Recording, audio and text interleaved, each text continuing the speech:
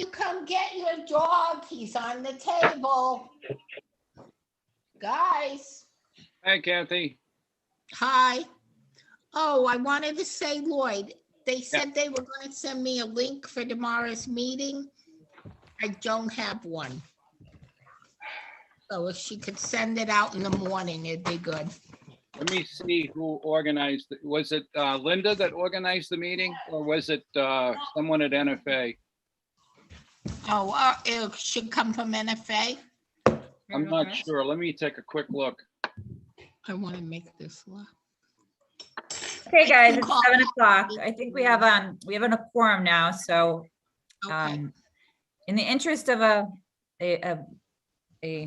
efficient meeting, let's get the ball rolling and call the meeting to order at 7. Are you reading 7 o'clock? With that, we can raise for the Pledge of Allegiance. Please.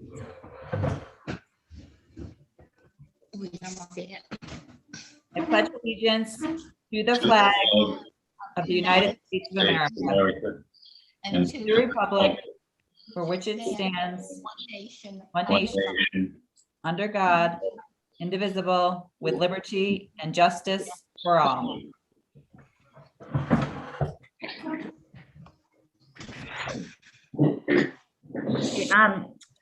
Dee Dee, do you mind doing a brief roll call, please? Okay, I see Kate's here. Megan, Kath, Jano, Christopher Wilson, Arica Kalwar there. I don't see Scart. We have Adam, Amy Cephalato, and Lloyd Johnson. And Dee Dee Jackman. And JJ. Okay. And with that, are there any citizens' comments that came in today? None were received via email, no. Okay. All right. I would like to now recite our mission statement for everyone. The Voluntown Board of Education's mission is to provide our students the skills essential to reach their highest potential in a safe environment for learning as they aspire to become responsible, respectful, and civic-minded members of society. We commit to help educate, challenge, and inspire each child to excel as lifelong learners who can adapt constructively in an ever-changing, multicultural, and technological world.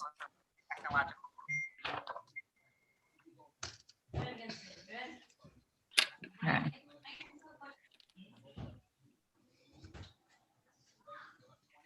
At this point, I think we need to add a few items to the agenda. Adam, is that right? Last minute? The calendar revision and the dates for the 8th grade graduation.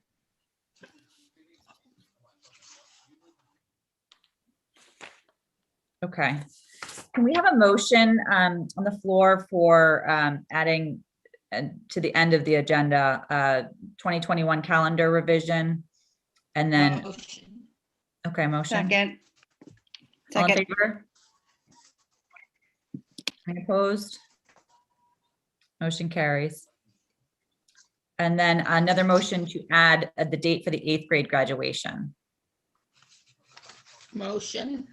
Second. Sorry, Megan. All in favor? Aye. Aye. Any opposed? Motion carries to add those two to the end. Okay. We do not have any guests, correct, for this meeting? Okay. Good. I know we did have really successful meetings with the various high schools that we were able to convene with, they were really wonderful presentations. So, but again, hopefully we'll have a briefer meeting without a long high school presentation. So at this point, we'll move on to consent agenda. Does anybody have any questions about consent agenda, or should we make a motion to approve as presented? Motion to approve as presented. Do we have a second? Yeah, second it. All right, all in favor? Aye. Any opposed? All right, no, not opposed. Motion carries. Sorry. All right, moving right along. We have our administrative reports. We'll start with the principal report by Mrs. Cefaletto. We have finished what's known as one of the longest months in education always is March, because there are no breaks ever in the month of March. We did have 2 early dismissal days. One was for PD and one was for parent conferences during this month. One of the best things that we started and went into was that we offered basketball after school for grades 5 through 8 in cohorts once a week. So we did have some basketball coaches. We had a successful turnout. We did 3 days. One day was purely intramural for grades 5 and 6. And then our typical basketball lovers and those with higher skills practice another 2 different days during the week. So they each came one day. We cohorted them. We played inside according to all the CDC guidance. We had a really great time to kind of step our feet into that a little bit. We will be doing a somewhat modified track and field. We have 40 kids interested in doing that after school. So it will take a little work and finagling, just making sure that we have the right amount of staff to be able to work with those kids after school. But so many are so excited because it will be, 2 to 3 days a week for them. And that gives them something to do during that time. We are working with YSB. They're putting on so many programs come this spring. And I'm sure Chris can talk to that at some point, that they really are putting on so many that kids are just so excited to be back out and be able to have something to do after school. So that's, a huge plus for us. We did start SBAC. Our 7th and 8th graders always take SBAC early. It's just one of the things we like to do before vacation and just have them take SBAC. We feel confident in what they know by this point in the year that they will be successful. So we did do the state SBAC testing this week with 7th and 8th grade. Remote proctoring for those kids isn't open for those at home until after vacation. So we will take care of the remote students and our 3rd through 6th graders after vacation. We will have them take SBAC then. We did have something came through the State Department today. The accountability waiver was waived for the State Department of Education. So using those scores for any sort of accountability as far as towns and how they're ranked, et cetera, that was approved from the federal government. So that's good news for Connecticut, that those scores, are really for us to look at and see, how did our kids fare without all that overarching, comparison to everyone else. We had our trimester 2 assembly. This time we stepped it up a little bit, and I, with my staff, worked out having our kids come through and be on the screen. So we attempted to get that going there. So if you can imagine, I had kids on the screen in front of me in classrooms, and then this weird iPad recording this way. And the girls that were in the gym with us were like, well, you never looked at the screen. I said, because I'm talking to people in front of me. There's an iPad over here recording me. I said, I didn't know where to look. I said, so however the video came out was how it came out. I hope next time that we can do it a little bit more, it will be a little bit more in the sense that it's also our 8th grade awards. Some of them get announced at that time. So it'll be a little bit longer, more kids involved and being able to be seen on there. So that'll be a great thing to share come the end of the year. We have had quite a few kids return as our trimester 3 started. So we are transitioning some of our 3rd through 8th grade classrooms are transitioned back now to being live with their teachers because it's such a small number, if any, who are still remaining home. So what we're doing is taking that person who was supporting our remote learning, and now they are providing in-person support for those kids who have come back now after 2 trimesters. We're noticing that there are some holes and gaps that still need to be filled. So we're trying to backfill now in person while they're here with us and have transitioned back. So it's kind of a dual role now for her. and those teachers being able to flexibly go to live streaming for just those small number of kids that we have still out. We did do our NFA placement test last time. I don't know if I talked about that last time, but we had all of our kids going to NFA come together and be able to take their placement test at VES instead of having to go to NFA, which was great. I think that's really it. It was a very long month of March. Everybody is counting down till tomorrow. So hopefully everybody has a great vacation. I would just encourage any families listening, please remember that if you do travel, we ask that you recommend get tested before sending your child back to school. And that way then we can make sure that we can stay open as long as we possibly can and keep classrooms in our building. Any questions? Should I ask for questions or should we just move on? There's not much left. Questions for Mrs. Sapoletto?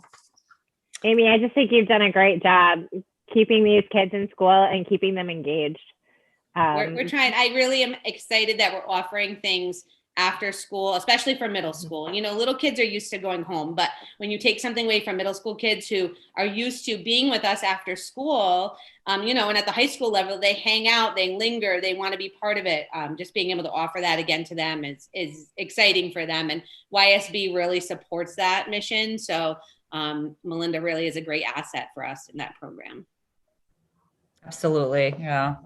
It's great to see the kids back, and just hopefully everyone has a safe week off and they're doing and get a nice break, well-deserved break after a long March.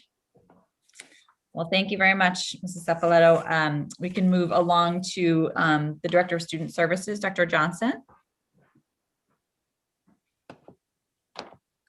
Hi, good evening. I'll keep my report short also. The summer school plans are pretty well developed, and we're working on lists of students. One of the pleasing things is that we're going to expand the number of kids affected by the opportunity to prevent regression, and also to help some of the kids who are receiving the scientifically research-based intervention, extra help in their subjects, to continue to move forward. So it's good that that's going to happen. And the meetings with 8th graders and the schools of choice representatives and their families are beginning. And those are really nice opportunities for parent and student to at least meet one person from the school they're going to.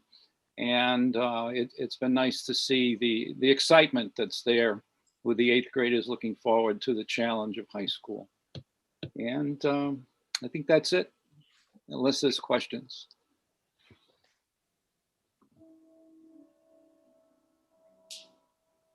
No questions? Well, thank you for the brief update.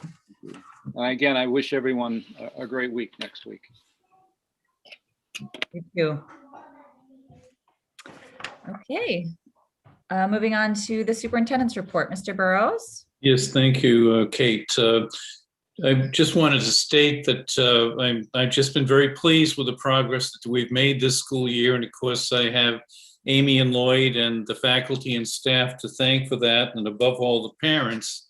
And of course, the Board of Education for the support that they've given, because we are one of the very few schools that have been open since the start of the school year. Many other schools have gone into, hybrid, and for us, for our K through 8th grade students, we just took a few days at the beginning of the year to practice remote learning, but full in-person is really an accomplishment, and we're holding our own. And as Amy mentioned, we're starting to open up additional activities. You have my calendar for April and May. You also have the enrollment report for this past month. Thus far, we've returned $62,640.48 to the fund balance of the town. Each year we get money coming in, and the public should know that we have an expenditure-only budget. And if there's any funds that come in, we will put those into the fund balance of the town. One of the big items on this was we received $46,345 for excess cost expenses with special ed. And again, we budget the full cost of tuitions. And if money comes in from reimbursement from the state, that goes back into the town treasury. You receive some policy highlights from CABE for March and for April, and those are in the packet. And I just wanted to mention that this past month, March has been very busy, but one of the things that's happening is many of our high schools were on hybrid models for learning. And there's been a change for the high schools coming in to full days. And this has impacted the afternoon bus routes because there are changes that are constantly happening, not for our elementary schools because we're full in, but for the high schools. And there was one thing where there was a cause with one of the schools, but we corrected that, and the adjustments that we made are keeping the buses on time. So that's just an interesting challenge. So I have the bus drivers and Terry Chanette to thank for that. Unless board members have any questions.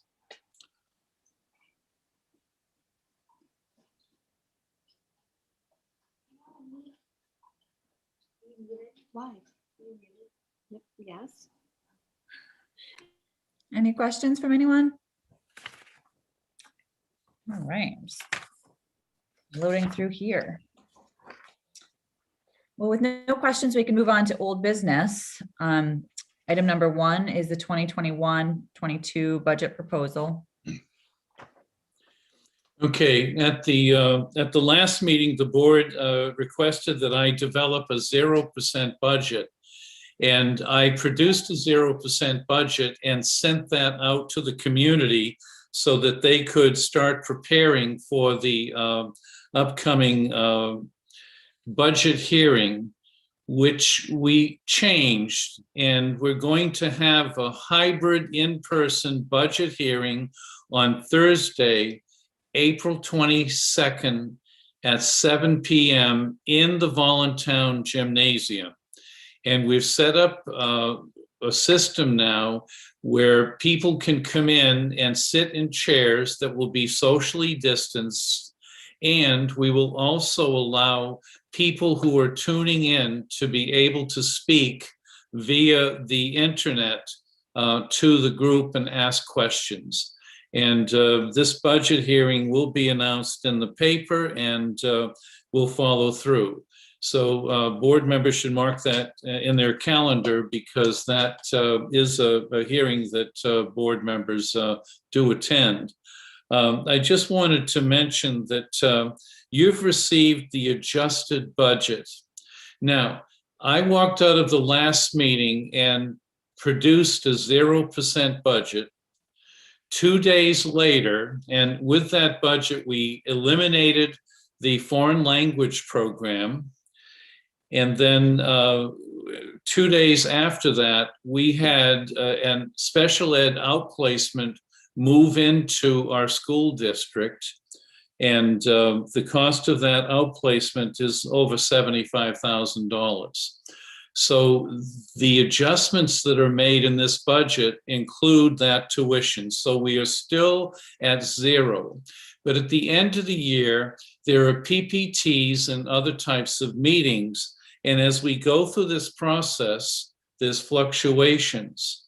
There are also withdrawals. We dropped 1 student from the high school population. So our tuition account went down just a little bit. So there are 8 areas within this budget that I sent to you that have been adjusted. And the 8 areas are basically, the tuition accounts that I mentioned, a little bit with technology because we needed to just restore a couple of funds with that. And I made an adjustment in maintenance and also transportation. There were just slight increases with that. But if you look at this budget, you will notice that the bottom line is zero. And we are maintaining a zero budget. Please note that rather than having 4 introductory pages, I increased the explanation to 6 pages. And I just wanted to point out a couple of areas that you might take a look at on the summary pages, and these pages will be available to the public. The Board of Ed's share of the total budget of the town is now 77%, while 4 years ago it was 81%. I don't have the numbers for next year, but the share and cost of education as a part of the board of the town budget has been going down. The state produces the per pupil cost, and the state per pupil cost, and this is on page 2 of my budget explanation, list a cost of sometimes $21,000 per year. And I just wanted to make, I just did an explanation. And if you look on page 2, if you take our budget that we're proposing for next year, the cost per student, just based on that $6,785,196, which has been the same, this is the 3rd year in a row for that amount, and you divide that by the number of students, it's $18,641. But I wanted you to note the last 2 columns, which is the local property tax. And if you look, the local property tax per pupil expenditure pays for $12,824. And I just wanted you to note that over the past 5 years, the per pupil cost that the local property tax pays for is $12,269. There's different theories about that. The other thing that I wanted to point out is on page 3, we listed the special ed tuitions. And special ed requires some additional, costs. And as you can see, the special ed costs would range from $19,688 for resource room at Norwich Free Academy to $25,433 for the cost of resource room at Griswold High School. And it goes all the way up to the cost of a tuition of $114,400 for, an autism program. And of course, we're required by federal law to meet the needs of identified special education children. And these changes, these tuitions reflect what we're required. Now, please note that there has been a court decision, and Connecticut was required to educate students until age 21. This recent court decision indicates that we now must educate special education students until age 22. And this does have some budgetary impact. The other thing that I want to mention is that there's birth to 3. So the moment a child turns 3, we as a school district must pay for the special ed cost of what's happening. Fortunately for us, we have our preschool program, and if we have a birth to 3 student coming in, and I can remember one case where the tuition was $55,000 that the state was paying, and when that child came to Voluntown, we placed the child in our preschool program at no tuition.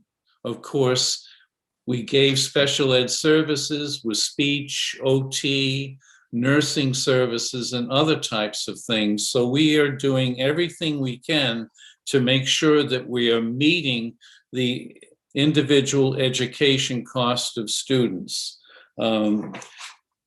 And the other thing that I wanted you to point out to you was on page 5, and I've listed the tuitions of our high schools. And Norwich Free Academy is now at $13,003. This is for next year. Griswold is at $12,689. North Stonington High School, we're going to have some students go there. Their tuition is $11,433. And then as we take advantage of other programs, Killingly VOAG is around $7,000. The Marine Science Magnet School is $6,221. Three Rivers, we have a student going there. We pay the tuition, but that's not one of our designated high schools. So the family is providing the transportation. And then with QMC, the tuition there is $5,330. And then Norwich Tech and Ellis Tech, there's no tuition. That's fully funded by the state. So the per pupil cost reflects all of the tuitions that I've mentioned that we're paying for special ed, all of the tuitions for the 7 designated high schools that we have. And I just wanted to, to mention those as important factors. Now, I can go through the budget page by page, but we have spent months going over this. But this budget and this descriptive language, if you approve this tonight, the motion would be to approve the budget as presented at 0% with the amount of number, and forward it to the town hall for public dissemination and preparation for the the upcoming budget hearing. Okay, now we're going into the budget hearing, and we could get in there and people could describe things or say something.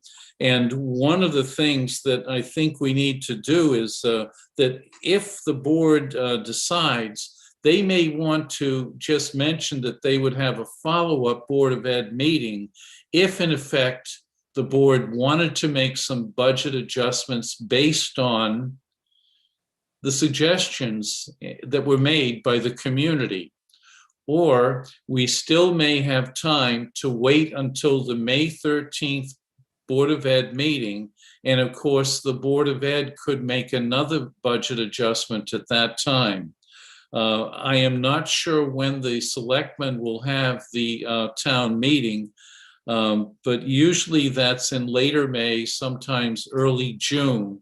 And I know that they're still working on some of the final details like we are in their budget. So if there's a possibility of a motion, that would help us move forward with our budget development process. And please, if there's any questions, we're here to try to answer them, okay?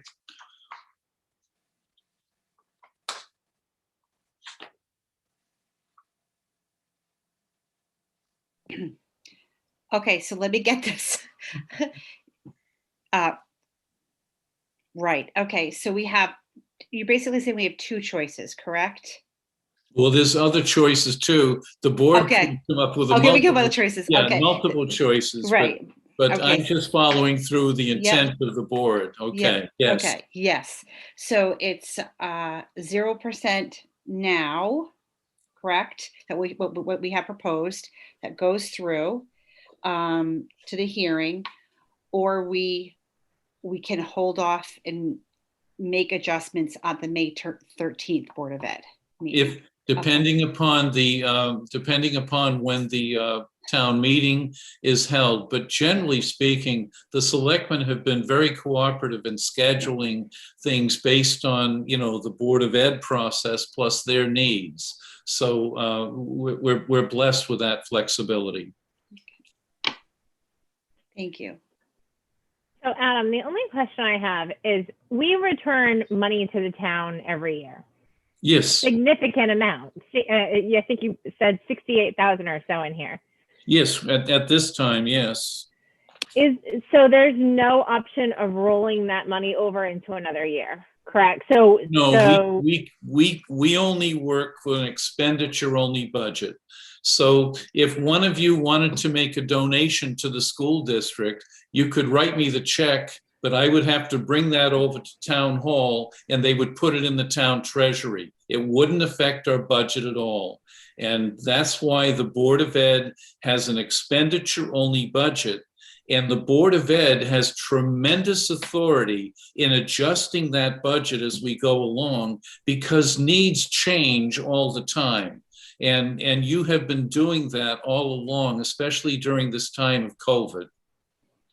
I guess in the back of my mind, I'm just thinking like, I'm still on this foreign language teacher thing. I know that we've kind of pushed it aside, but I'm just thinking like, is there a way with the money that we return to even consider starting or putting something into place? I feel like I needed to say it, and I know that it's going to cause a lot of craziness because there's kind of two separate sides to it. But if we're still returning the money to town, I guess this is just what I'm thinking. We're still returning money to town. We just had a lot of properties reassessed in Voluntown, which means that for most people, the taxes are going up this year because of the property reassessment, depending on where it is. I almost feel like if there's ever a time to do it, it might be this year. I'm going to leave it at that. I'm going to leave it as a discussion. I know that, you know, a lot of things have gone back and forth on it, but still in the back of my mind, I wish that we could put something into this budget, even a small amount, to try to get some sort of a foreign language teacher in. This conversation, Valerie, there's 3 other small school districts that are having this exact conversation with an interest in foreign language. And they are willing to share a foreign language teacher with us. So, you know, this is happening within a region. There's so many people that want this, but it's a good topic to review. And just because there's a 0% budget, you have a couple more chances to review this to make a decision. I'm convinced we can have the 0% budget and the language teacher as well. Every year, it seems we come up with many tens of thousands of dollars for capital projects through our budget. It's padded, and I'm sure we can find money to pay a language teacher and come in with a 0 increase. And all this mention of future meetings, I think, is just a ploy to make us think we can change our mind when we already voted on presenting a 0 budget. Chris, I want to clarify that because and this just might be my interpretation of the vote of the 0%, because I remember we thought about how we wanted to present the budget last meeting, and we thought deeply about it being above the 0%. It was, you know, it was probably the cost approximately at that point in time, the amount of the foreign language teacher. So, and I agree, you know, I thought that it was a good creative solution at that point in time to try our best to go to 0 and see what we could come up with. In that time, there's a lot of moving parts, but correct me if I'm wrong, as a board, was that, you know, I think that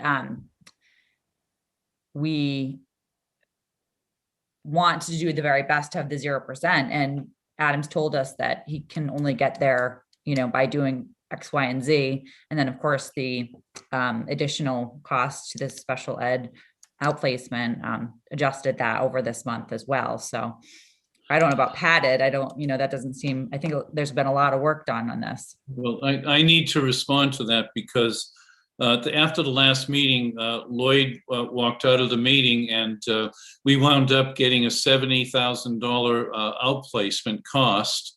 And then he attended some PPTs and there were other adjustments and there were about $20,000 in savings there. Now, the budget that you have presented right now to you is what it takes to run the school district.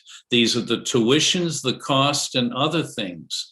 If we start the school year and one special education student withdraws, then we have some budget savings. That is not padded. That is unanticipated savings.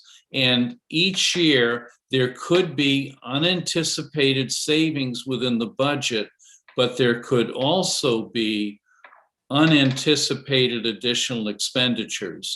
And this is why we have the expenditure only budget. And I will tell you that this budget took quite a lot of time to develop and propose. And if there's areas that you feel are padded, please let me know, because I need to review those, because I do not want the public to get the wrong impression with budgeting. This requires some very careful, detailed analysis and allocation of every penny. And that's what we're proposing to the citizens of this town.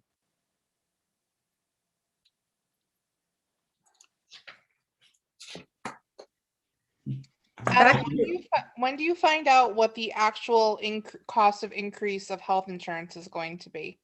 Do you know what month that usually is? Soon. Usually it's coming in about this time. And one of the things that we have to watch is that we were very fortunate that we wound up in a program that offered a lot of stability, but there could be an increase in the premium. But if people don't take health insurance, the cost of health insurance might remain the same number of dollars. And, I hope within the next few weeks we'll be receiving that, Megan. So, we can take a look at that. That could be it's a projection at this point. When we first developed the budget, I put in 8%. And this budget now has a projected increase of 6%. But the issue with me right now is that I did make 8 little modifications in this budget, and therefore that's why I requested the board approve this 0% budget as presented, so that I can give the citizens an updated budget, identify, and based on the identified expenditures at this point in time. Yeah, I mean, I think personally, I would feel much more comfortable if we approve this zero budget as it is. And then if we find out that maybe the health insurance is, fingers crossed, only going up 2%, 3%, then Yes. you already factored in that 6%, and you probably can make up your language teacher with that save, of course that's pie in the sky, right? But, being health insurance is such an incredible cost. I Yes. think it would be much smarter to go in with the 0 and then see where we land with that. And we might be able to make up the dollars there. Hopefully. And I guess that's I'm just the looking at- budget process. Thank you. Yes. Right. I'm just looking at, we've returned 77,000, 96,000, 69,000, 62,000 over the last 4 years. And what is the cost of a language teacher if it's shared by 3 districts? I just think that share is going to be much less than what we're returning. And Right. and The- you the guys have problem always is- done a great job with getting grants and things like that. I feel like we're at a problem is we're not crossroad and getting we're that either money. going to jump in or we're not. The And problem if is we we're don't not jump getting the in, we're money not back going to. from the town.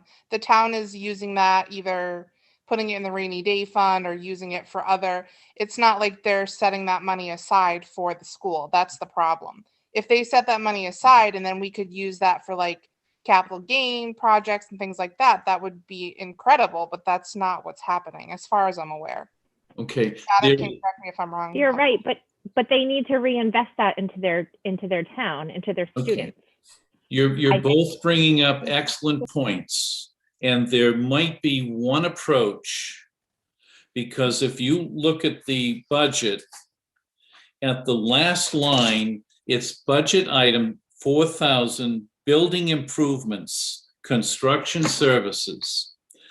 And the state will allow us to carry over up to 2% of the budget. And this is the line that they generally want to put that in for a specific project.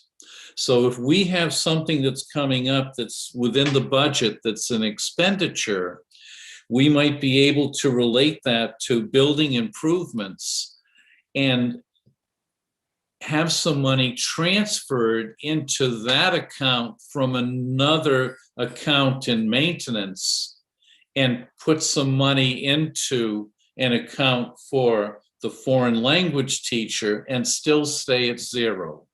But we have to watch our balances. So that's like a last minute type of thing that we might be able to look at.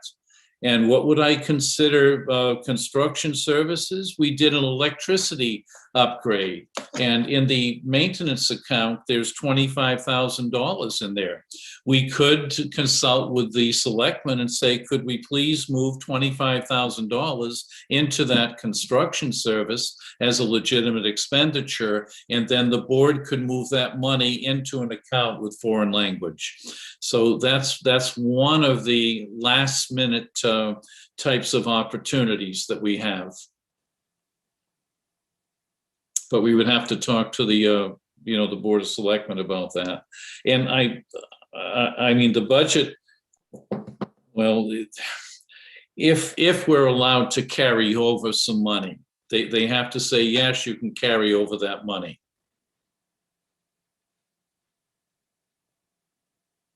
Do we know how much it might cost at this point in time? We For know how much what? approximately how much the foreign language teacher would cost? I would have to, the sharing that we're doing I talked to another school district today, and Amy and that school district, the principals have already worked out some things. We would do 60%. It would be around $60,000 for the 3 days a week plus some health benefits, Kate. So you can see that there's some ways to get to it.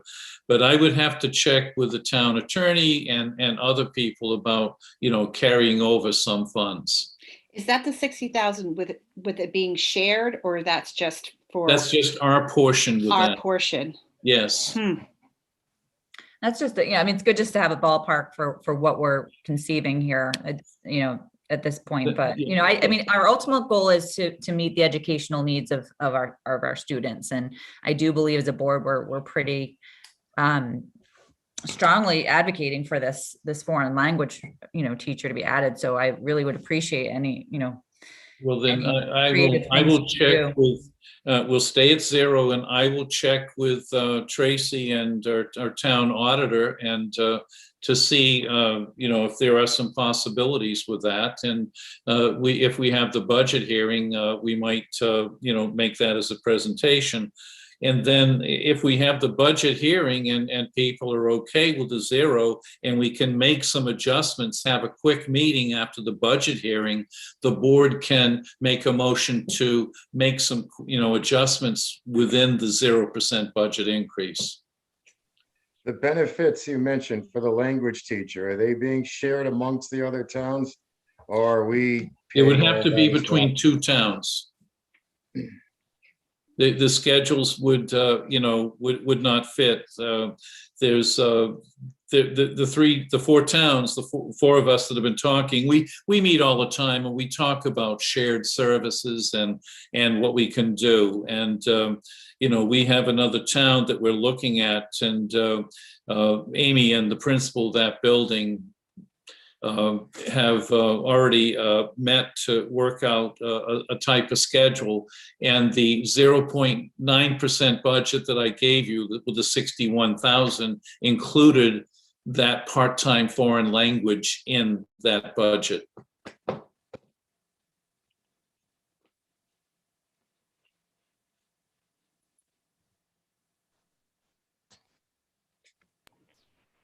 So Chris, were you asking about whether that healthcare was shared?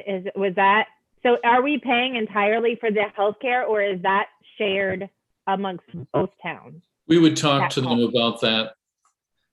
It would be, we're obligated with positions that are 50% or more to pay for the health costs. It's something that we would have to, review. That's something that would need to be worked out on a legal issue. But right now, we would have to budget for health as So well. So our town would have to pay for that, even though they're working for. Because we're at town, because we 60%, had correct. 50. I think that's what Chris is Yeah, asking. but there may be something because we may have the same health policy. So that's something else to explore. That doesn't sound like a part-time employee to me, frankly. I mean, working enough hours to qualify for full benefits, and part-time, you think you wouldn't have all these added expenses. Yeah, Adam, if you're gonna talk to the town attorney, maybe you could talk to them about, could we like charge back to that other school to help with the the medical expenses? Maybe we could do a 60-40 split on the medical and charge it back to that other town. And that would help. If we charge the town and they send us money, the money they send us goes No, I'm into the talking about, town. oh, you're right. It's just gonna Yeah, go to but Voluntown, the right? direct Okay. I mean, cost. still. Yeah, Megan, the other school district that we're working with is very flexible, and we spent some time looking at that. So certainly we both want to, have an equitable share in the cost of this. Right. Yeah, I mean, I'm with Valerie. I just wish we could have access to those funds that we, I've said this a million times, like we're telling the townspeople it's going to education, and then, it may or may not. So, but conversation for another day, obviously. Kathy, were you trying to say something earlier? Kathy, you have to unmute. You have to unmute, Kathy.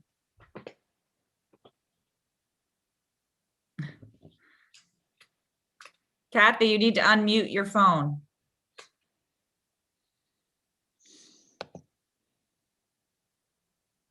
Saying that. Okay, there you go. Have to decide percent or a teacher. You're not going to be able to do both because it's going to rise next year. We're going to do this program for a year and then drop it because we won't have the money. You can't get it both. Well, the issue that was brought up at last meeting was just with the difficult economic situation right now with COVID, with this year's budget. I don't think we would, I can't speak for everybody, but obviously once we have a language program, we would continue to have the language program, I would think. Please remember that as we've gone through the last 5 years, the average budget increase has been a decrease of $2,300 and something. And that's occurred, and we've done program improvements because teachers retire, there's resignations, and there's other things that are happening. And with this budget over the last 2 years, we've reduced 2 homerooms. So there may be some savings in other areas that may help our budget go at this pace. I can't project because the crystal ball with projecting, but if we implement the program and we take a look at that as we're developing the next year's budget and the next year's budget, there are some staffing changes that may help, such as if a teacher retires, then we might, and we need to replace that teacher. Generally speaking, we hire a teacher who is beginning their career at a less salary.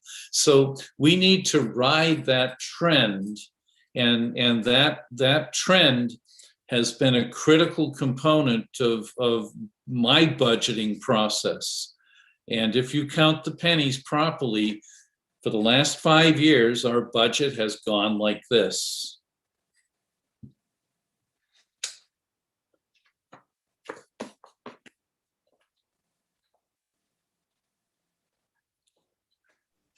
I'll make a motion that we send the 0% increase budget as presented to the town. We have a second? I'll second. Okay. All in favor? Aye. Any opposed? Motion by Chris Wilson carries to send the 0% budget as presented to the town for our budget hearing. Well, thank you very much, Adam, for all the work. I know there's been a lot of changes and fluctuations. I think Nick's comment during our breakout session about it being a a spending plan, or spending, I don't know how he described it per se, but it was just something, that made it really sound that there's just so many fluid pieces to it. And we understand how hard you're working, and especially under restraint. The restraint. I also have to mention that I think Amy and Lloyd and I are on 24/7 talking about budgeting issues. And I really do have to say that my central office with Darlena working with the accounts payable payroll management program, we have accurate documentation of expenditures. And with Rachel in developing the budget, her skills are just incredible as she prices out things and develops position statements. And I can't tell you just how many times Lloyd, Amy, and I are going over things with how much this cost or that cost. But this is like an everyday occurrence, and there's been a lot of activity. So I want to thank you. And then the other thing is that as Amy's doing the budget and Lloyd's doing the budget with the faculty and staff, we have some pretty strict requirements for processing money, and not one penny is spent, not 10 cents, unless I've signed that requisition sheet and that purchase order, because it's critical. People spend a lot of time developing budgets, but they have to spend even twice as much time monitoring the expenses, because that helps you with working with what we're doing right now and answering questions. And I can't thank the board enough for supporting their role in making adjustments with an expenditure-only budget. And I think you're seeing some patterns here that can develop. So we're using the money as wisely as we can for the local property taxpayer. Adam, I want to thank you for your thorough and well-prepared answers to any questions that any of us have from all directions during the entire process over the year. It's very much appreciated. I have to tell you, Chris, I have a couple of extremely fiscal conservatives who come in and meet with me sometimes, and I look at them and I say, okay, what's the 10 questions? And if I don't have it, readily available, we work on an answer, and I call them back up to let them know. But, I tend to be a real fiscal conservative, but there's ways that you can make excellent things happen for children. And please remember, we have a somewhat high population of special ed students, but our students are taking the SBAC testing, and in our DIRG, this school district has been performing number 1 or 2 in reading, language arts, and math. And what we're doing with the educational program is reflective of that. And within this year's budget, we're making a major decision to upgrade the English language arts program. And we're looking at doing that in these tough economic times with some existing funds out of this year's budget, so that increase is not in the budget for next year. And we'll talk a little bit more about these later on. Thank you, Chris. Okay. Yes, and thank you to everyone involved, not, as you said, Adam, to everyone in the administrative department that works so tirelessly. It's really it shows very clearly that how hard you all work. So moving on to item number two of old business, COVID-19 reopen committee update. I think Amy covered a lot of that in her principal's report, and as I mentioned before, we have been full in, and as we started the school year, to be able to sit here on April 8th and be able to say that we have made that accomplishment, that is significant, and we're going to continue as is. And the reopen committee still meets not on a weekly basis. Now it's a bi-weekly or 3-week basis. And that committee is well attended, and they review all issues and make recommendations, and we work through that process to implement those. So thank you. That's it on reopen. Okay, great. Item number 3, transportation. I sent you a 4-page report. Well, it's a 3-page report on transportation, and it just talks about the process that we went through. And I need a decision tonight because we have a quote for $34,105, and the dealership that I'm working with works with statewide bid processes, and in the last 14 years, every time we've gone through trying to purchase a van, they have come up with the best price. I would like to have a motion by the board to approve the purchase of a new 10-passenger van from Columbia Ford at a cost of $34,105. And as I leave the meeting tonight, I will text the company to see if they can process that as soon as possible. If we miss this opportunity, this is a van that I've been looking at retail prices, goes between $42,000 and $46,000. And I'm not sure that we can get this price again at this point. So if there's a motion, I would appreciate it. I'll make that motion. That is a fantastic price. I'll second it. Okay, excellent. So all in favor of the van at $34,105? Any opposed? Motion carries. That's a good price.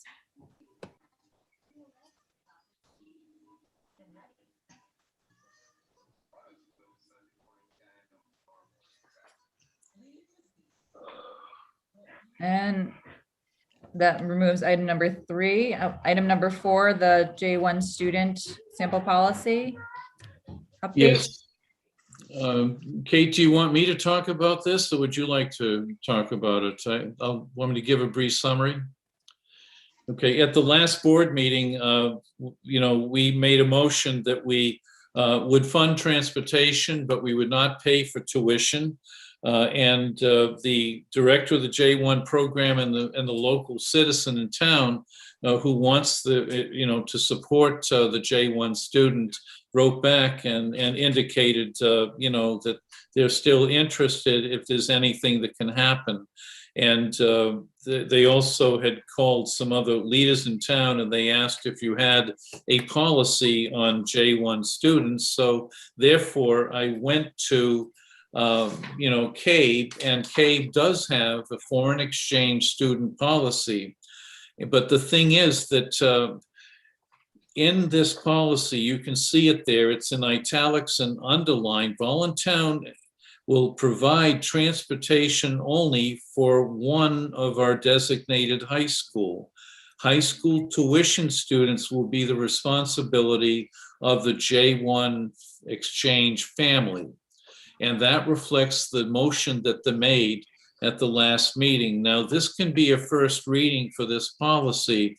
So if you have any suggestions, we can do it. But that was the first thing that was asked, if we had a policy on that. Okay, follow up.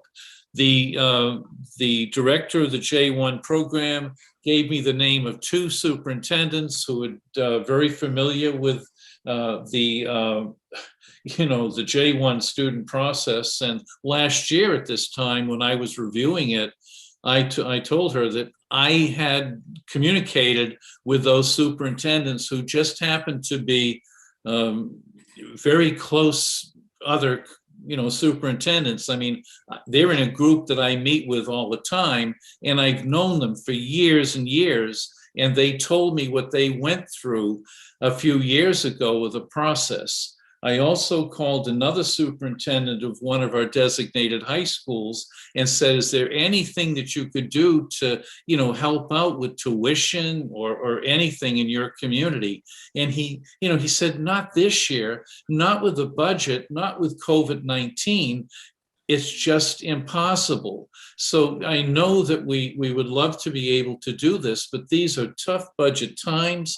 And the other thing is that we're proceeding very cautiously with our COVID-19. Not to say that a foreign student would bring that in, but we have to consider that during these times, and the other school district is.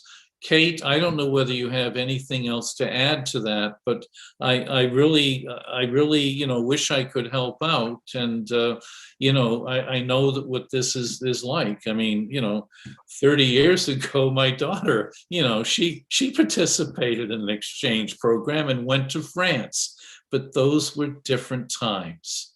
And this is unique. So yeah, I think my only comments to that, I'm glad that we're, obviously we had discussed it last board meeting, unknowingly that there was a policy in place. And I think it does make sense that we take a look at the sample coming from CABE at a first reading. I appreciate a lot of the verbiage in it,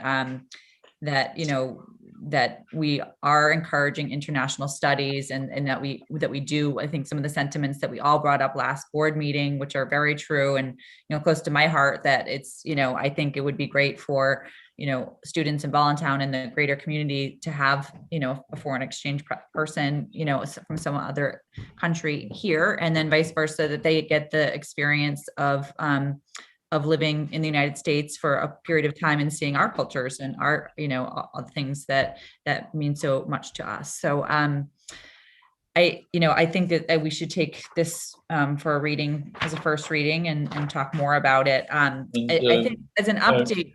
Kate and Megan, I had a couple of revisions I wanted to put in here, but after I do my revisions, you're the policy committee. Maybe I'll send you an email and you can give it your review just to see before we put it in the packet for the second reading next month. Would that be all right? Yeah, I had put together an email to Dee Dee and just never sent it. So I was just wondering on that section where it says Voluntown Elementary School will provide transportation only to one of our designated high schools. I think we should put in there something saying, to the extent that, there's availability for that. Excellent. So, yes, we correct. don't want to add another van or another bus for one seat kind of situation. So I think we do include that in there if we want to have this as a policy. That was the sentence that was the sentence that I wanted to to revise. Okay. And I was thinking the same thing. If they chose a school that maybe we don't have any students going to that year, and now we're providing transportation just for that one student. So I think that there needs to be something kind of. Yeah, to the extent which we are already providing that transportation and there's availability, I think. Okay. Thank you, Megan. No problem, but I would be happy to read through. If you wanted to make changes, I'd be happy to read through it. And I think I think we had last month talked about just the interest in going to NFA. So opening it up to other schools, I think we can maybe pursue some of those conversations with any of our sending schools and see what is available as an option. Yeah, are they open to do that, considering other schools? I think anything's on the table at this point. Okay, So I think we should just honor the fact that we can do our very we best. can do that. Yeah, transportation. All right. The only final thought I had was that there's no tuition at the technical schools.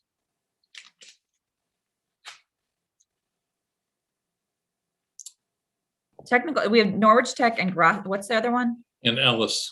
Ellis. I think the challenge with that though would be those tend to be more program-based schools, so I don't know if they would necessarily get the value out of attending just 1 year of a technical school. You're Especially, so correct. yeah, and especially I know like the freshmen tend to do like a rotation type of thing, so I don't know how that would work with only attending 1 year. Well, they would have to be interested in a trade of some sort because you have to pick your trade prior to going. You have to pick your track. So they would have to know pretty sure what track they want to take. So that might And be the best there are some choice. real challenges with that. It's not Right. the flexibility that our 3 high schools have. Right, and then they'd also have to figure out how they're going to continue that track. You know Mhm. what I mean, and finish that education. Right. I believe we're trying to explore all options, so thank you. Okay, well, thank you for that update, and we'll look at the policy again. Okay, moving on to policy 0523, equity and diversity. This is our second reading. It's not very long. Did everyone have a chance to look at it?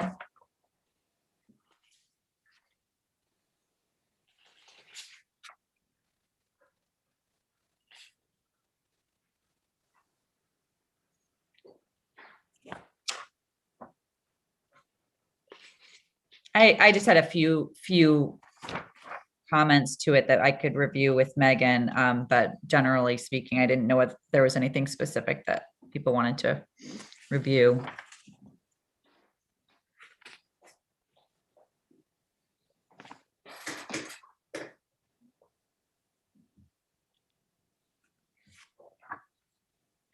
Does it make sense that Megan and I take it offline and then bring it back for a third?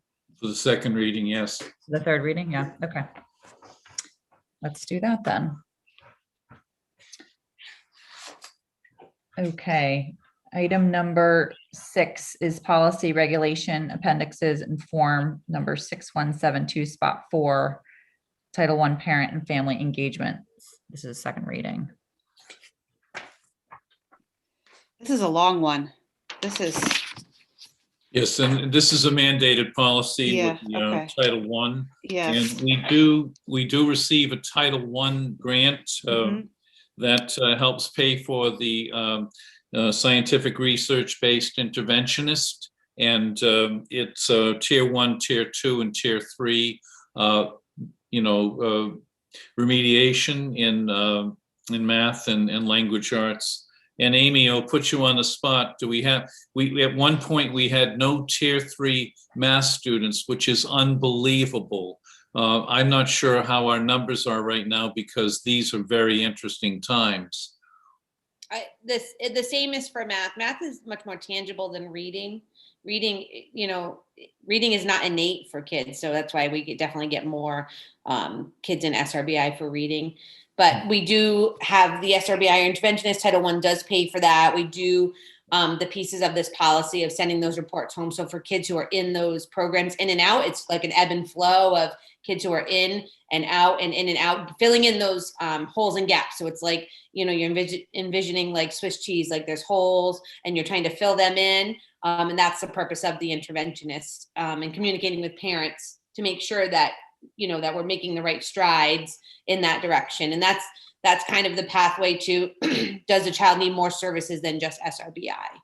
And so that's Amy and Lloyd and their staffs really maintain excellent communication with parents to make sure that we're offering appropriate services.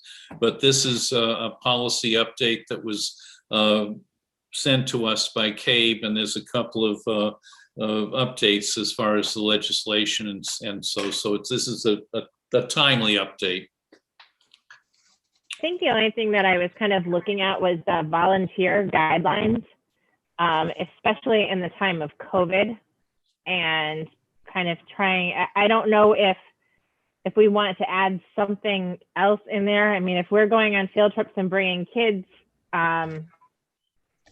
something that has to do with you have to have a negative COVID test, or I don't know how to put that in there, but I feel like that would be Well, a if possible we issue. have to go through all of our policies and update the COVID factor. And COVID has created a whole additional approach to the implementation of any policy. And that's in the background. So when I call up another superintendent and say, would you take a foreign exchange student? The first thing that's mentioned at this time is during the time of, the pandemic and we can't predict the future, and plus finances. So, there's a number of factors, but it's a good point, Valerie. Thank you. I think it will be whatever our volunteer procedures will be come the fall will just automatically be reflected in that policy because it's so general. So whatever we decide or however that happens will then just be reflected. I mean, I don't know what that's going to look like having people in. I mean, you can't mandate people getting, tested before they come. I mean, I can't imagine, or being vaccinated or things like that. So that would be very interesting to see how schools handle that. Yeah, hopefully the state will give you guys, or the Department of Health will give you guys. Yeah, I would think whatever would apply to going and visiting the state capitol would be similar. Hope be the same. But who knows, right? I mean, Right. I know. It's tricky. Yeah, I think it's pretty much, the school's obligation to offer parent opportunities to volunteer as a blanket thing, to have some involvement with the kids, but it's very, very difficult. So, but otherwise I did see a whole lot. So this is an update to an existing policy, a rework, or is it just back that up for a second? I just want to make sure I know what The policy itself was in existence back in 2017 was the last when it was adopted. The regulation is all new wording, but again, it's just general, just to have something in writing as far as COVID wording. I think like Amy said, the specifics of what the school allows and doesn't. Because this might change. We last updated that policy in 2017. So it's ready for a refresh. You also don't think you want to get too specific about COVID, because next year it could be a different disease. When you start trying to get very specific about Ebola or this or that, you want a policy that covers the more general. You don't want to get too specific. I mean, that's even what they do in hospitals. They don't go to specific diseases in their policies ever.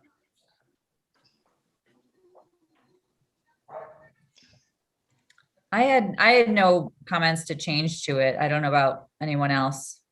I don't either. Would we have a motion to approve it as presented? Motion. Second. Okay. Wow. All in favor? Aye. Any opposed?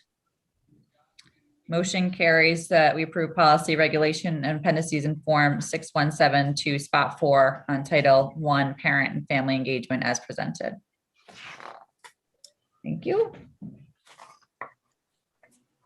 Oh man, don't let me lose my spot here. I'm on a roll. Like, where am I in my agenda? Okay. Two. Yes, there we go. Okay. ESER 2 grant, thank you. Yes, I just want to document, a motion to verify that the superintendent of schools has submitted the ESER 2 grant requesting $136,204 and also $8,660 in possible set-aside funds. Now, we've had the ESER 1 grant, the COVID relief grant. We've received those money. One was for 32,000, the other one was for 176,000, and this one totals about, when you add the two things together, 144,000. Now, I have been writing like crazy because they added some additional components on this. They wanted to know what you did to have a needs assessment to determine what you needed. They wanted to know the implementation strategy, and they wanted to know how you're going to evaluate the effectiveness of the program. And I gave you a rough drafted sheet. I just threw this in the packet so that you could just follow along with what's happening. But priority one is academic learning, and we've requested $14,913. And this is going to be an additional summer school program paid by the grant. So Lloyd just mentioned the summer school program that we normally do. Well, we're going to do some additional, some additional summer school. Okay. Priority two is family and community connections. Now, I'm reading off another sheet here, but you have the general idea if you look at that sheet. $18,000, $18,425 for Wi-Fi capacity in the rest of the school. Last in the fall, we upgraded using grant funds the junior high wing. And this will complete the upgrade. And as far as connecting with the community, this is our connectivity, okay? And Val, you asked the question about upgrading technology. Well, this is a grant that came in and a legitimate expense. So this is something that we might not have to pay for in a few years, next year or the year after.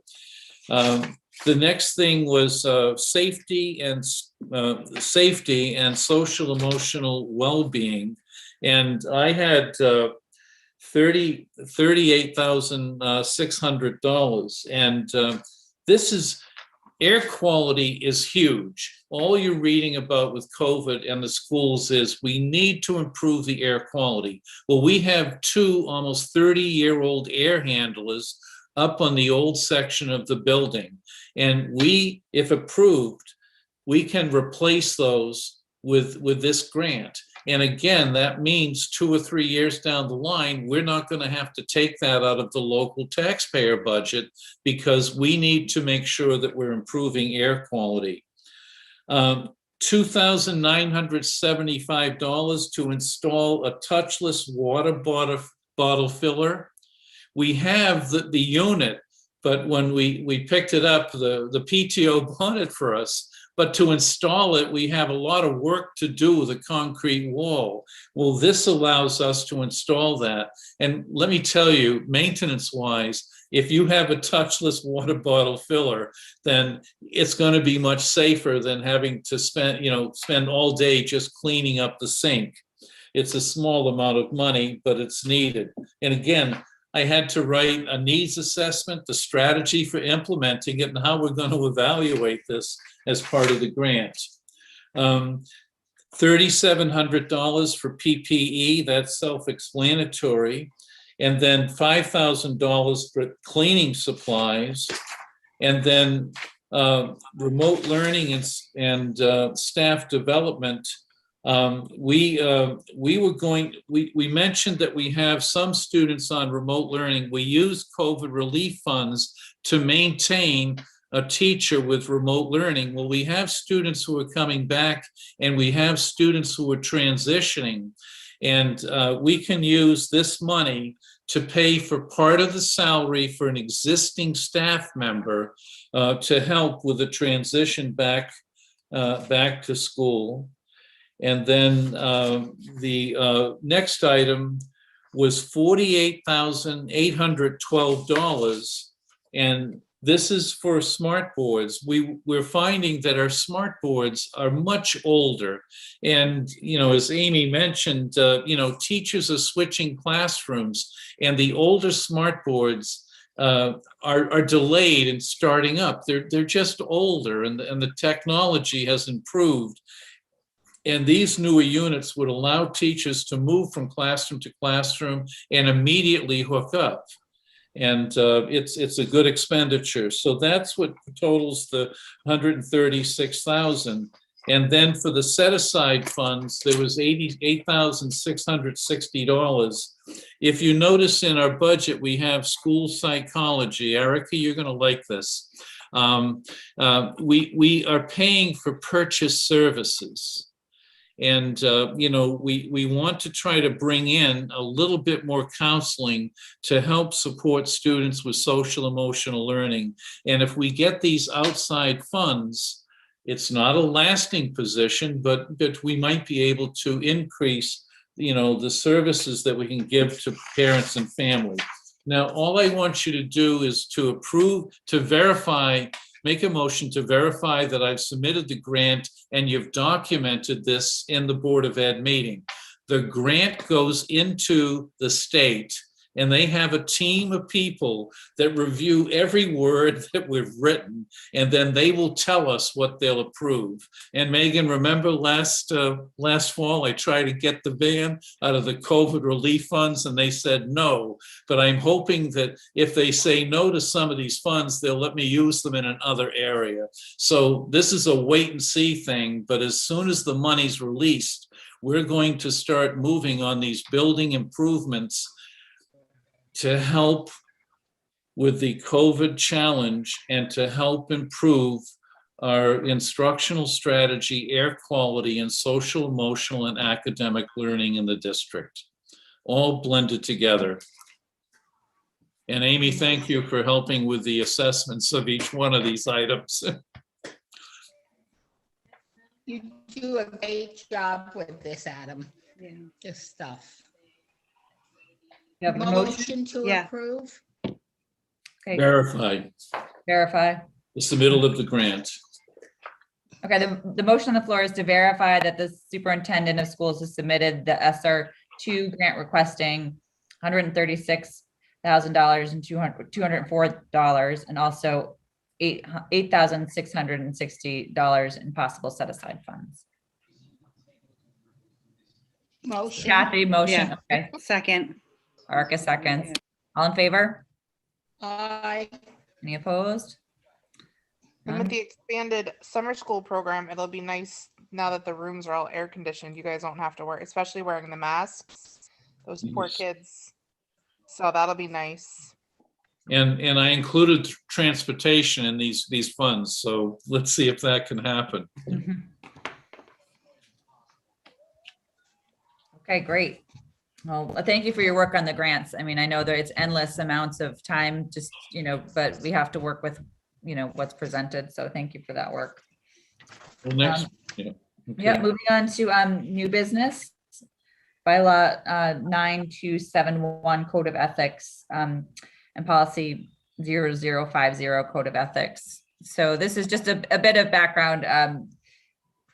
I told you that Megan and I were looking at some of the various Code of Ethics policies, and lo and behold, working with Dee Dee, there's like 3 different layers of Code of Ethics, depending on which bylaw you're looking at or policy. So we just felt it made more sense to streamline and make sure that we were consistent. I know this is first reading, so you can take your time with it or not. It's not very long, but this is what Megan and I came up with as a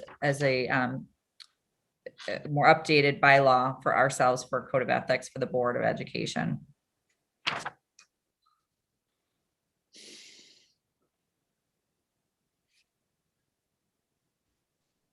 I think we incorporated a little bit of instead of having that separate social media / email policy, we tried to just bring this up to speed, with the digital world, referencing, more digital stuff, as well as we talked a little bit about, taking, with COVID, that the board, will take into consideration challenges unique to the community and in unique characteristics and circumstances and things like that. I don't think we made any huge changes that I can recall, Kate. No, we didn't really make many. I think the crossouts were from the original one that we had in in place since the Right. 90s or something earlier than that. So it was really outdated. And then we took the modern day CABE version and made our edits to that, and then incorporated just some line items that make sense for Okay, you guys added number 2 through 15. Is that what you did? Is that the yeah, adjustment? for the amendment? 1 through 15 is what present. 1 is at the very bottom of the page in the first side. Okay. Oh, okay. Yeah. Mhm. And then, but it's very consistent with what CABE had suggested. We made some minor edits to that. But number 12 is where we indicated recognizing the importance of maintaining proper decorum in the online digital world as well as in person. Avoid posting online information that's not been verified and made public to the district. So that we felt was a pretty fair way of presenting, the common sense, to have good sense and decorum when representing the Board of Education online, or as a board member, without stepping onto spaces of your own, use of your own online social media.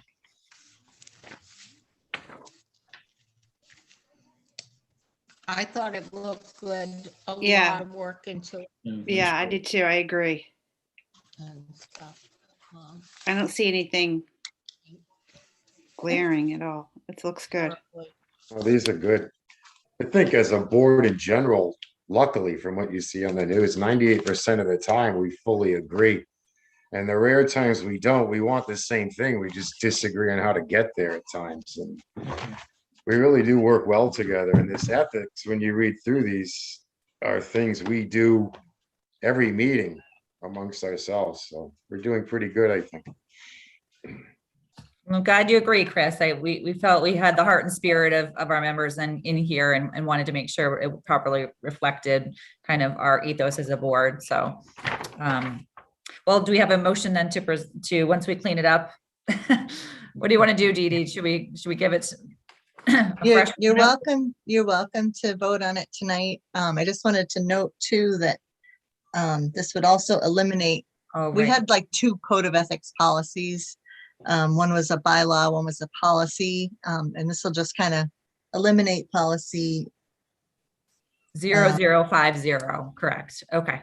So I'll put the motion on the floor to approve bylaw 9271 code of ethics as presented and to remove policy 0050 code of ethics for the duplication. I'll make a motion. Okay. Second.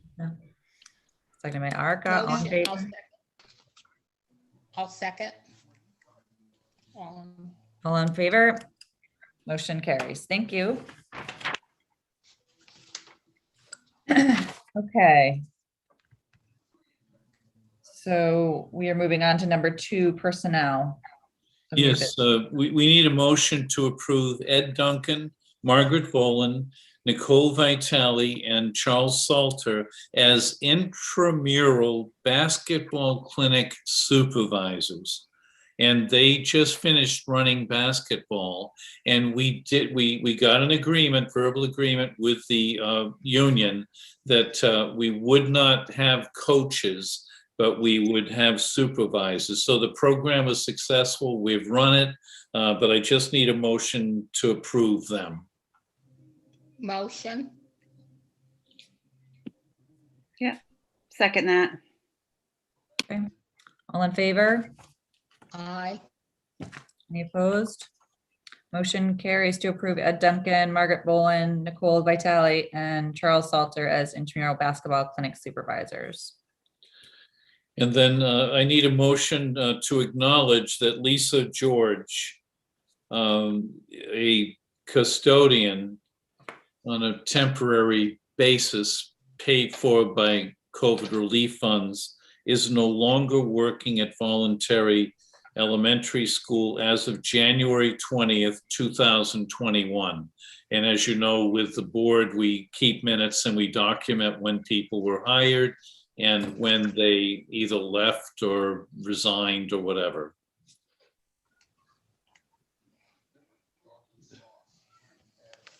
Do you have a motion to acknowledge at least I think George? we did the beginning of that. I'm sorry, I didn't hear the beginning of what he said. Who left? We have somebody who's left, Kathy, and I just Okay. need a motion that this person is no longer working here. A custodian, So moved. Lisa George. Motion, second. Okay, all in favor to acknowledge that Lisa George no longer works at Voluntown Elementary School as of January 20th. All in favor? Aye. Any opposed? Motion carries. Okay, are we done with personnel, Adam? Yes, we are. Thank you. Okay. So we can move on to a school use request. Yes, the tricentennial, you see the building use form. They just want to use our parking lot, and they're going to have the tricentennial all day, May 22nd. So I would say yes, make a motion to approve the use of the school parking lot for the tricentennial. Motion, Second that. Okay. Motion's been made to approve the school use request for the Tricentennial Committee to use the parking lot on May 22nd. All in favor? aye. Any opposed? Motion carries. Okay, now, the next thing is a request to use a school bus for transporting people. And I have to say something about this, and maybe Amy, you can chip in as well with your viewpoints, but the school buses are, we try to clean them. We practice social distancing. We have such strict standards for the school buses that we've been able to maintain safety precautions. And I'm not sure where we'll be with COVID-19, but to have people who are coming in, they might not be using masks. They're using our bus drivers and our buses. We would have to hire extra people to clean. I have some reservations about this, and I wasn't able to talk to the Tricentennial Committee about it, but I don't know, Amy, do you have any thoughts about, because I'm not sure I would, I would want to protect the bus drivers, especially. So Why do they need the bus? What is it for again? it says we have arranged with the Baptist Church Oh, for the bus additional shuttle. parking. The bus would be used to shuttle between Constitution see. Field or the school or the church. So they're not crossing the road. But don't the kids walk Ah. to the church as part of their fire drill? Evacuation drill. Yes, we're down and back in 20 minutes, Megan. Yeah. I mean, I can see that, they might have to have a Is it- drop-off line for maybe handicap or disabled people. But I would think the majority of people, if the kids can walk, should be able to walk across the street. I mean, They certainly would probably make want to sure keep anything's- them off the street. I mean, if they hired a, we use our staff to cross that road when we walk across, but if they, they could hire someone to cross them, and stop traffic. I just think to take a bus out now at this point, in May, yes, it could be disinfected, but, we don't have control of the public. And then we're asking a bus driver to drive back and forth. I don't know. That's my greatest concern, yeah. The fact is, you can park anywhere in town and be within 5 minutes of the event walking. I feel is in the risks of using one of our buses during a pandemic. I don't think it's very far to walk. We come back up to the school, but if you're just coming to the field, it's just as close. It's not far. And I would assume anybody that would, mobility issues or anything. I mean, we have plenty of handicap parking and they could probably rope off more if they wanted to, and it's accessible up top because of the ramp. So if somebody needed a wheelchair, they could wheel down the ramp from the top too. So I don't know. I don't know if it's worth. Can they use the rear parking lot? In the They- past, during non-COVID times, we have offered our buses, we have helped out. But these are extenuating circumstances. Could we designate the entire lot handicap parking and drop off only, and that would alleviate that whole situation as well? Well, first it was, can they use our parking lots? And we said yes to that. There's plenty of, down below also, there's lots of handicap parking right at the basketball court. There's 4 over in the old town garage area. I think there's 6 to 8 spots. There's a lot of handicap, and I don't think walking from the church over to Constitution Field would be overly exertion for handicap. We should be able to find handicap, they should be able to keep enough handicap open for people without using the buses. So Adam, it sounds like you need a motion to So we deny said the yes to request. parking, Is that right? no, Well, we still have the May 13th meeting that we might be able to make a decision, but I think that yes to the just not parking. taking action and just say we want to have further review based on concerns with COVID, that taking no action at least doesn't deny the request, but allows us to Yeah. review it a little bit I more. mean, yeah, if we're gonna get like, how many are they estimating? How many people would be utilizing this is my, I guess it I depends how nice. I am so concerned yeah. about the bus drivers. Yes. And you know, and also the bus and the cleaning. And I have to say, the buses are constantly being cleaned in between runs. And we have such strict safety protocols that I just don't want to break our record of being full in, period. And we've been very, very hesitant, even with the intramural basketball. If there was anything that happened, we would have stopped that immediately. So, you know, we're starting to do things. Maybe in the next month, something might happen, but could we just leave it? I'll try to review that, and I'll talk to Tracy about her thoughts on this as first select woman, and just see what happens. But you know, it's difficult to deny somebody something, but at least help explore other options. They're looking to use what, 1 minibus? It looks like only.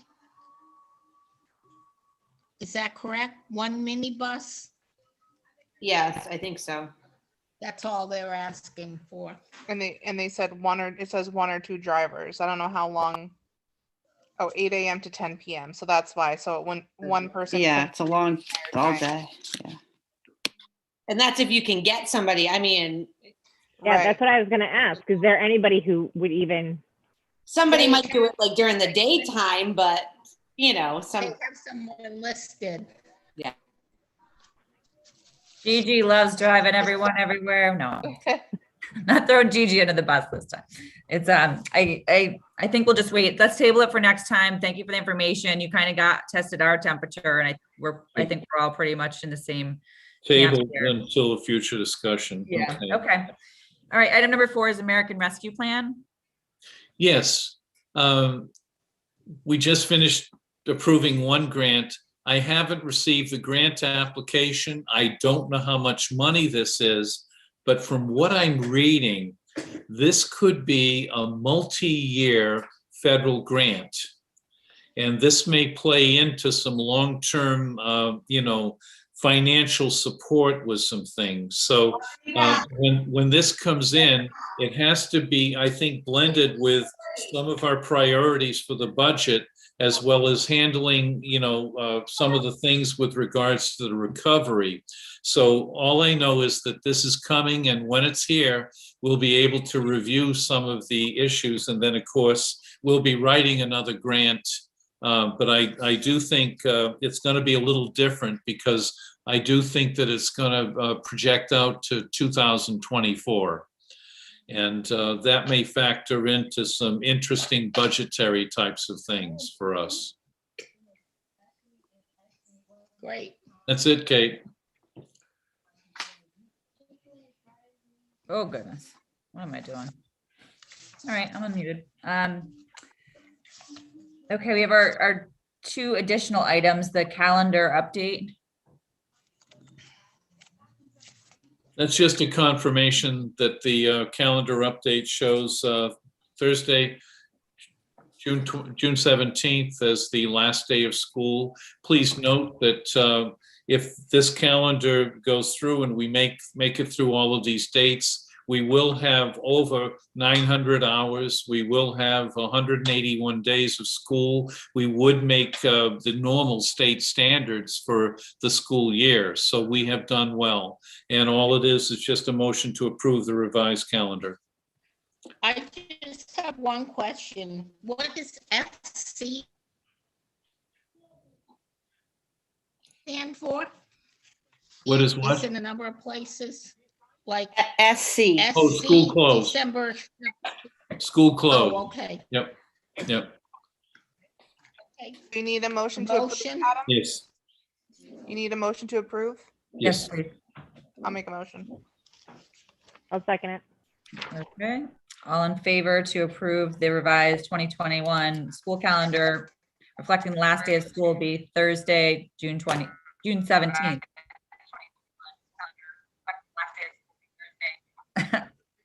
Sorry, that's moving. Excellent.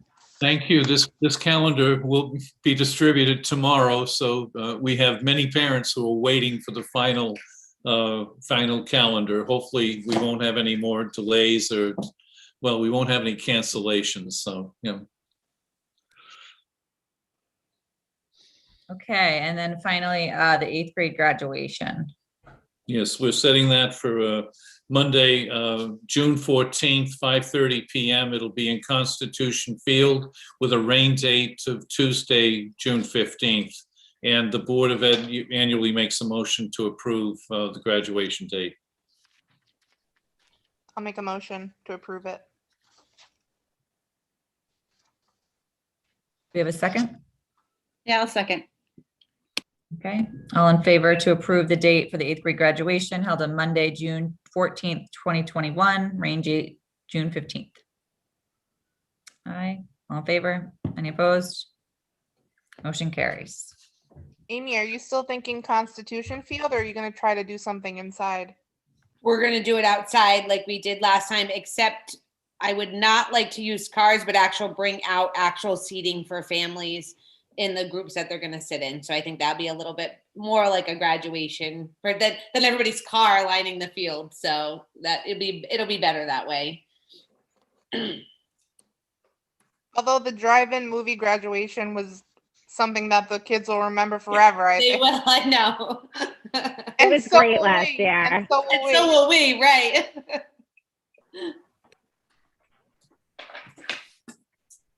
Huh.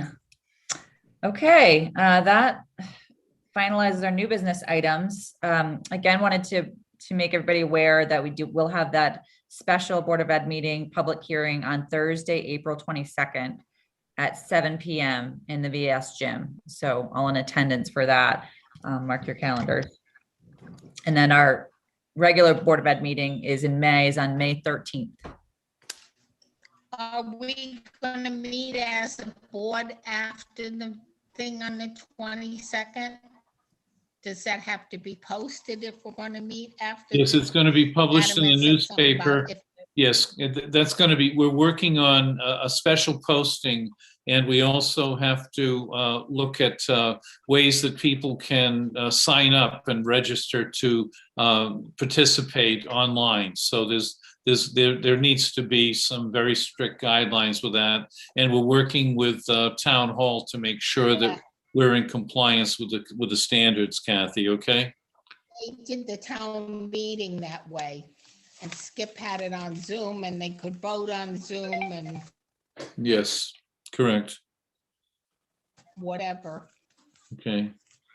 I hope you don't plan on mind, but Kate, I don't think we need an executive session because we're waiting to see what happens with the budget hearing. And if we need to have an executive session, a quick one after the budget hearing at that, special meeting, then I will put that in. But based on what's happening and some of the things that are going on, I think we can bypass an executive session at this point. Excellent. Then that sounds like we need a motion to adjourn this meeting at 8:44. Oh, this is a record. I'm impressed. I had my wages, but I was wrong. You said 9:20. Motion to adjourn. Oh, Kathy's got the motion. Who's got the second?